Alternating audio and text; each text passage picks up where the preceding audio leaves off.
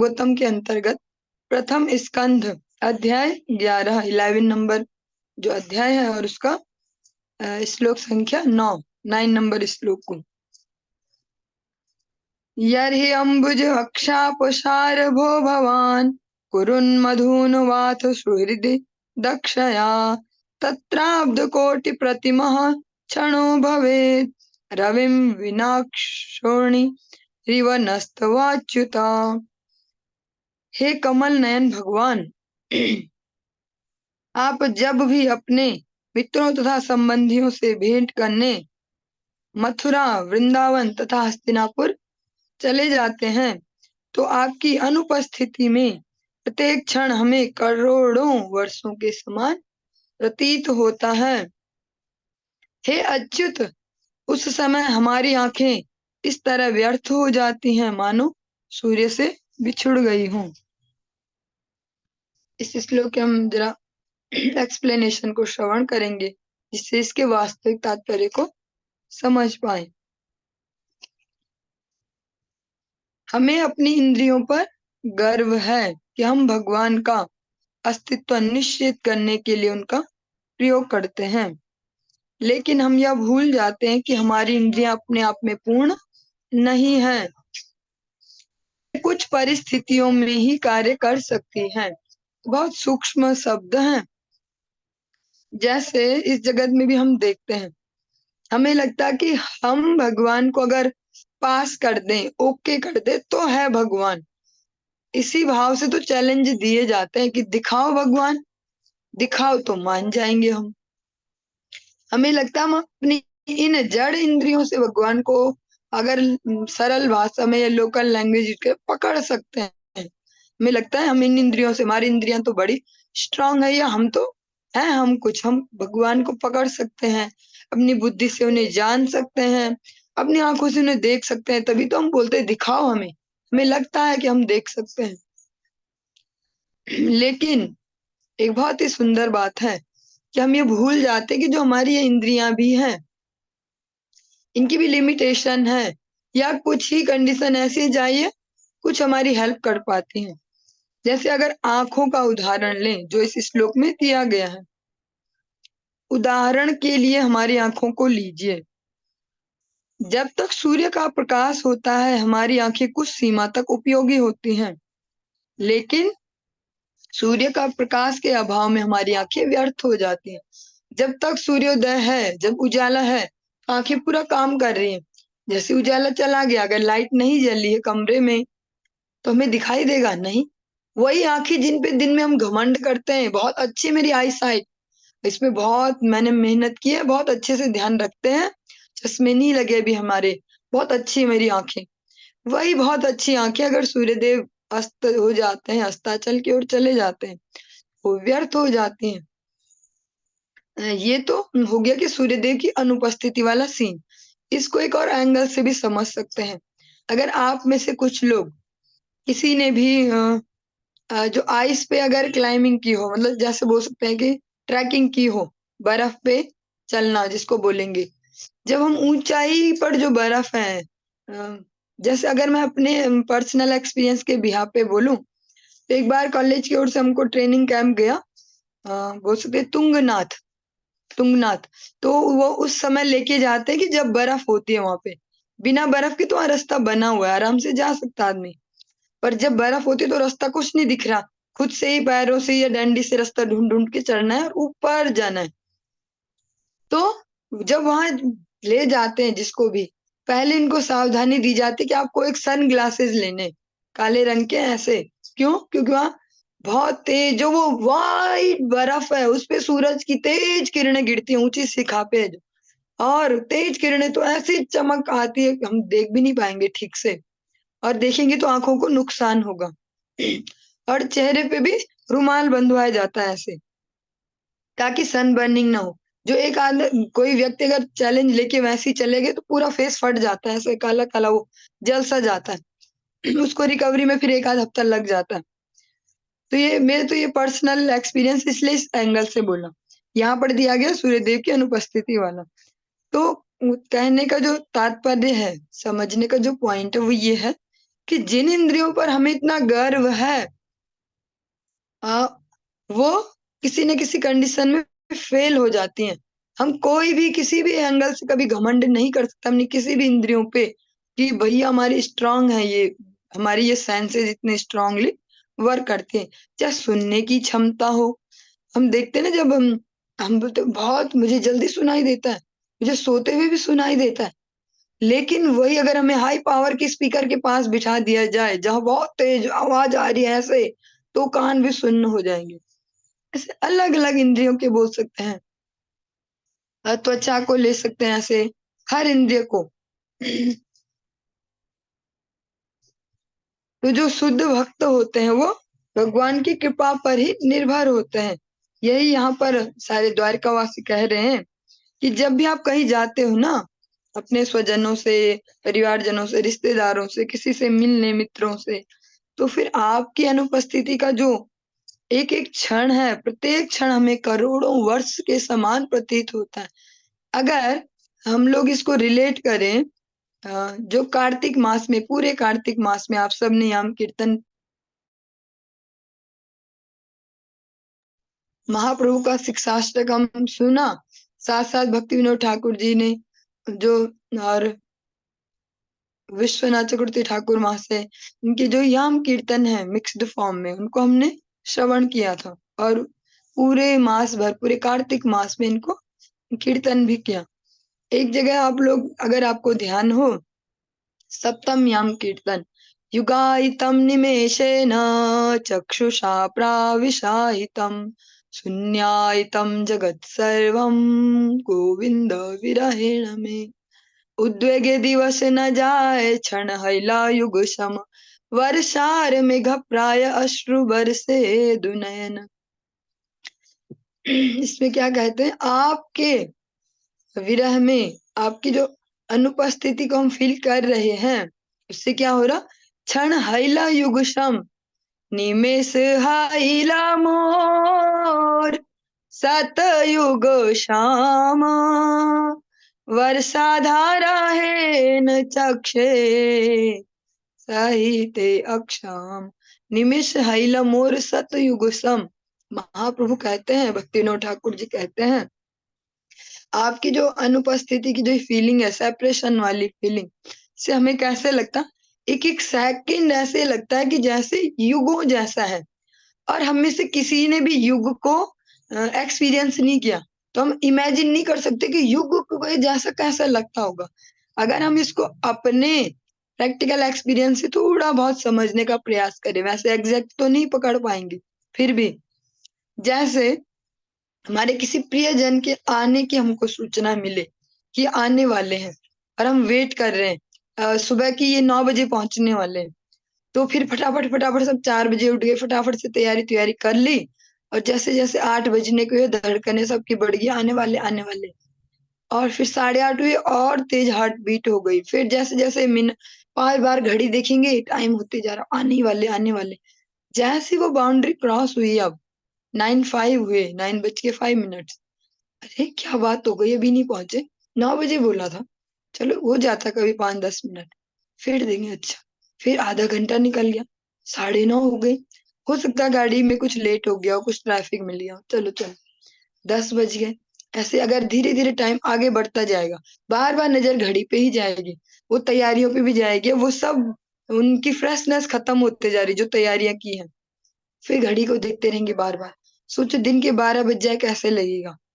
और कोई न्यूज भी नहीं आ रही कि क्या हुआ, कैसे हुआ, फोन मिल नहीं रहा, कुछ नहीं। कैसा लगते जाएगा वो बेचैनी।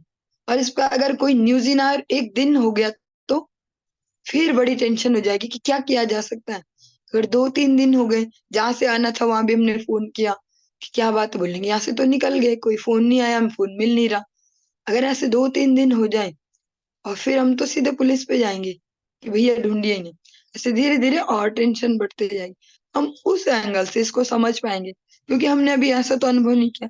या किसी का वेट करने के लिए हम कहीं पर खड़े हैं, बोल सकते हैं जैसे किसी बस स्टैंड पे या कहीं पे, एक एक मिनट जो है ना वो बहुत बड़ा लग रहा होता है। ऐसे लगता है सब मुझे ही देख रहे हैं क्या, सब मुझे ही देख रहे हैं, इतनी देर हो गई, इतनी देर हो गई, एक एक मिनट बहुत बड़ा बड़ा लगता है। से जो द्वारिका वासी है वो भगवान को कह रहे हैं, आपकी अनुपस्थिति का जो ये फीलिंग है सेपरेशन की, इससे हमें एक एक क्षण क्षण हैला युग सम, ऐसे युगों के समान प्रतीत होता है।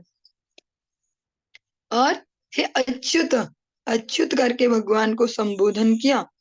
यहाँ पे द्वारका नाथ नहीं बोला, अच्युत बोला, जिनकी कभी च्युति नहीं है, जो कभी नष्ट नहीं होते। हमारी आंखें ऐसे व्यर्थ हो गई जैसे सूर्य से बिछुड़ गई हो। क्योंकि जब साइंस में भी हम पढ़ते हैं तो जब हम किसी चीज को देखते हैं उस पर सनलाइट भी गिर रही है तो फिर रिफ्लेक्ट होके तब जाके हमको दिख रही है, ऐसे नहीं दिख रही कि जैसे हम ऐसे देखते हैं। वो जो प्रोसेस है वो इतनी स्पीड से होता है कि हम उसको फील नहीं कर पाते कि भाई आंखों की फोकल लेंथ ऐसी होती है, ये होता है, फिर दिखाई देता है। साइंस में जैसा लंबा चौड़ा समझाया जाता है, लेकिन वो इतनी जल्दी से सारी प्रोसेस होती है हमें पता नहीं। किसकी कृपा से होती है? सूर्य भगवान की। कथं वयं नाथ चिरोसिते त्वयि प्रसन्न दृष्टया खिलताप शोषणं जीवेम ते सुन्दर हास शोभितं पश्यमाना वदनं मनोहरम् इति चोदीरिता वाचः प्रजानां भक्तवत्सलः शृण्वानो अनुग्रहं दृष्टया वितन्वन् प्राविशत् पुरम्।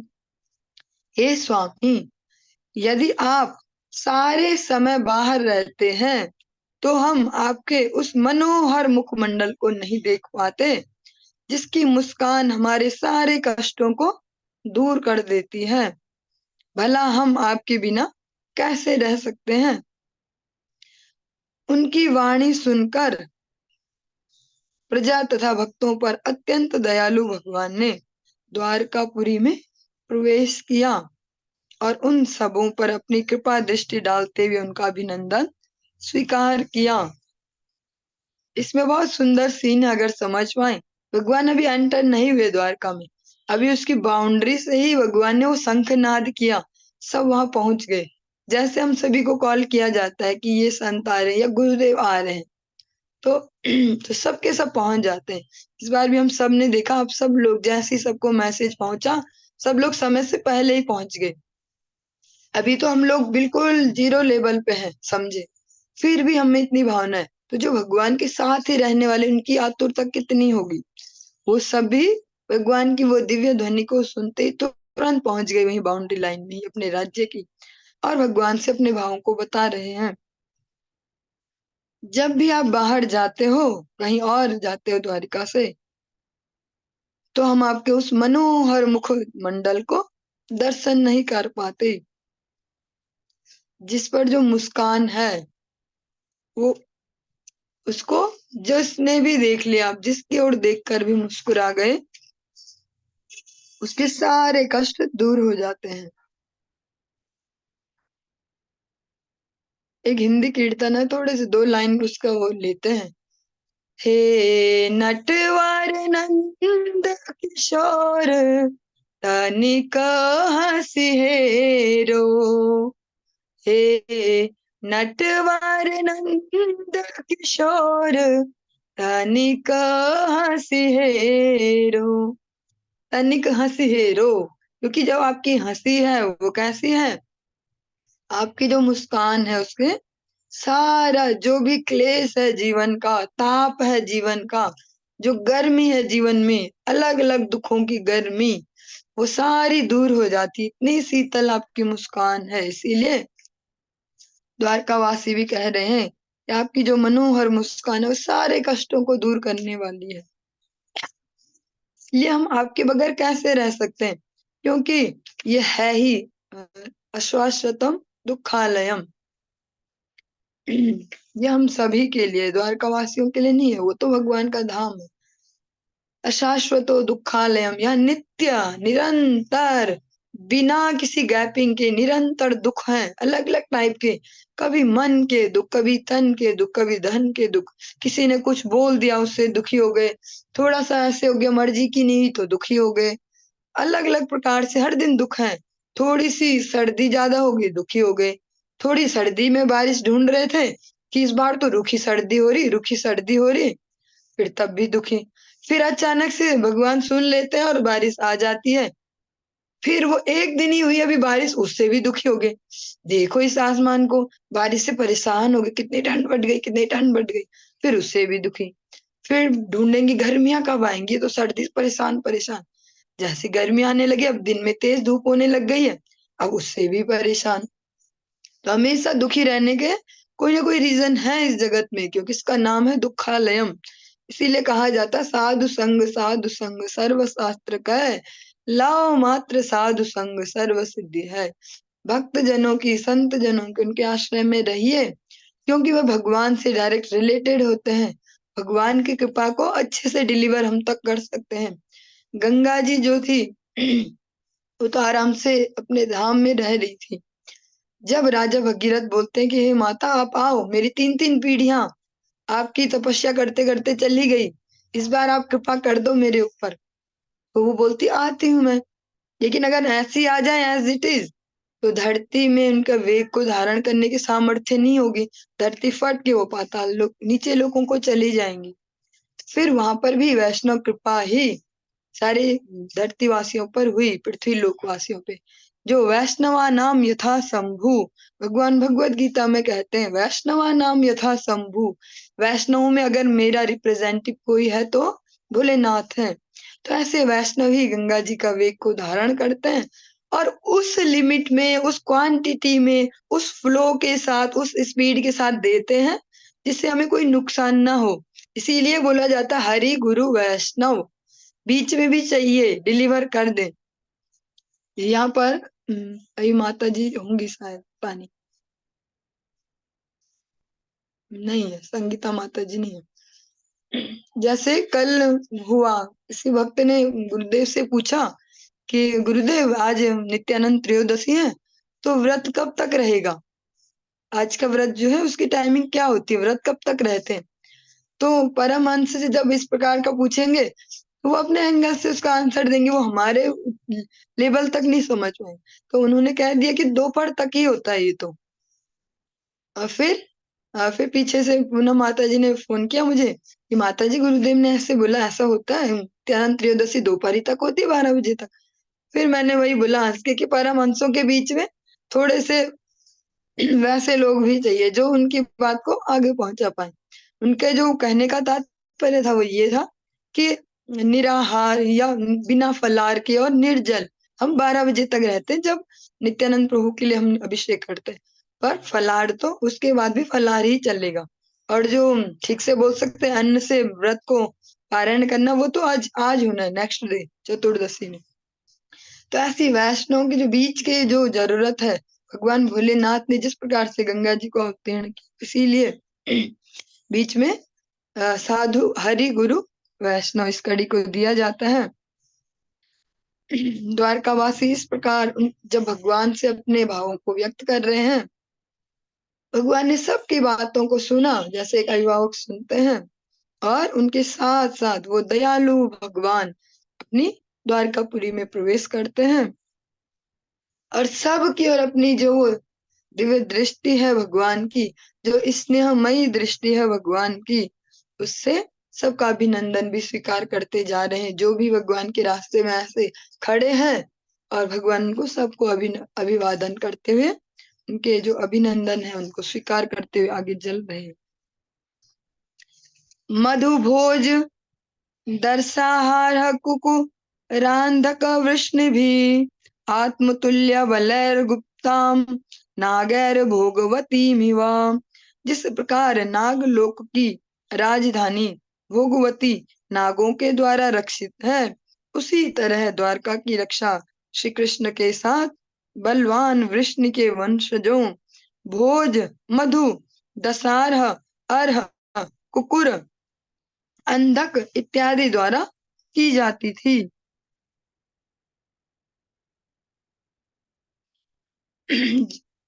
भगवान के जो नगरी है द्वारका नगरी, उसमें जो भगवान के लिए प्रैक्टिकल सेवा करते हैं, प्रैक्टिकल सेवा में जो नीड है वो वाली सेवा, उस द्वारकापुरी को सुरक्षित रखना अलग अलग प्रकार के क्लेशों से, वो कौन करते हैं?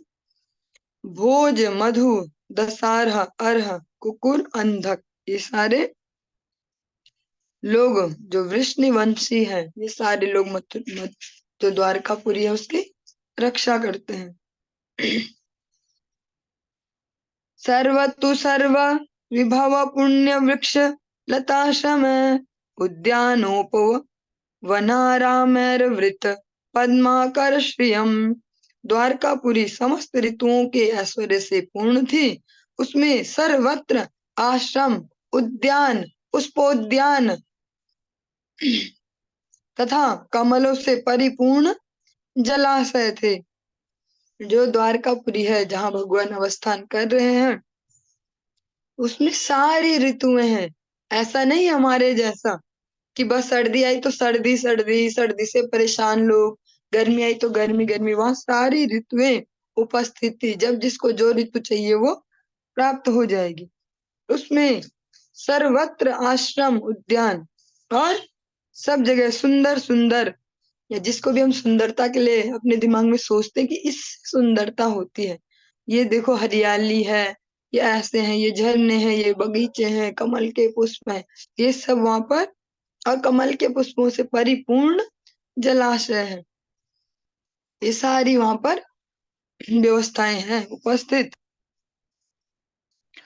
गोपुर द्वार मार्गेषु कृत कौतुक तोरणाम चित्र ध्वज पताका ग्रैरंतः प्रतिहता तपाम।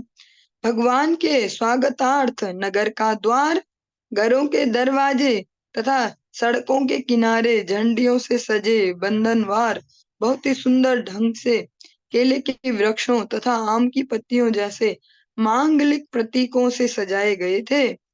झंडियां, फूल, फूल मालाएं तथा चित्रित संकेत एवं लिखे गए सुवाक्य धूप को अवरुद्ध कर रहे थे। भगवान के स्वागत के लिए वहां सारी व्यवस्थाएं उपस्थित थी। जो भी हम सबको लगता है कि ऐसा होना चाहिए, कोई आ रहा है तो उसके स्वागत के लिए। और जो वहां पर पताकाएं, जो जिनको हम झंडी बोलते हैं, उनका जो उल्लेख है वो कैसी है? उन पर जो भगवान के सेवक हैं, मेन सेवक, प्रधान सेवक जो है गरुड़ और हनुमान जी, उनके चित्र बने हुए हैं उन पर। और इस प्रकार से भगवान के उन्होंने सम्मान में भगवान के स्वागत के लिए सारी व्यवस्थाएं की हैं।